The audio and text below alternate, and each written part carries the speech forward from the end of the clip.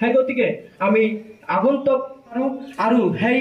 নিৰ্বাচনত আমি কেনেকে আমাৰ দিয়াৰ পৰাই চিন্তা কৰিব লাগিব আমি কেনেকে আমি প্ৰাৰ্থী দিয়াৰ কথা এতিয়ালৈকে চিন্তা কৰা নাই কিন্তু এটা কথা ঠিক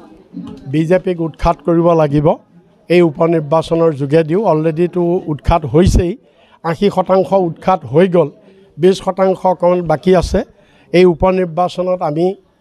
আমি তৃণমূলে আমি বিৰোধী সন্মিলিত প্ৰাৰ্থী হিচাপে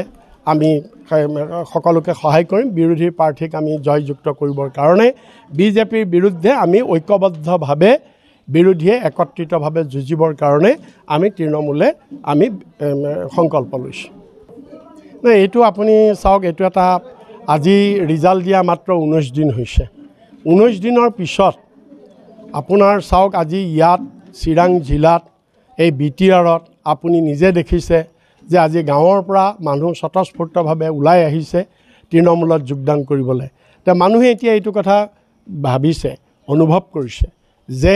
অনাগত দিনত যদি বিটিআৰত ৰাইজক নিৰাপত্তা দিব পাৰে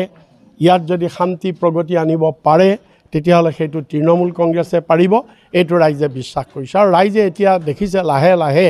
যে বিজেপিৰ বিকল্প হিচাপে বিৰোধী দলৰ ভিতৰত যে তৃণমূলে এটা অন্যতম বিৰোধী দল সেই কথাটো ৰাইজে উপলব্ধি কৰিছে আৰু সেই কাৰণেই ৰাইজ তৃণমূলত আহি যোগদান কৰিছে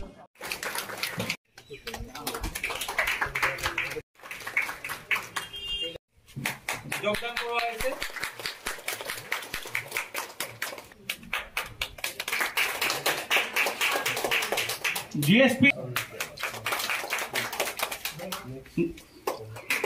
জিএসপি দলৰ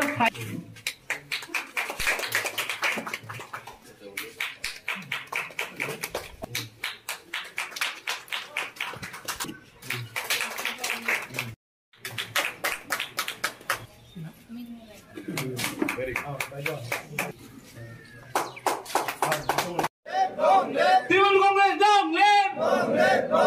তৃণমূল কংগ্ৰেছ মহামাটি মানুহ জিন্দাবাদ।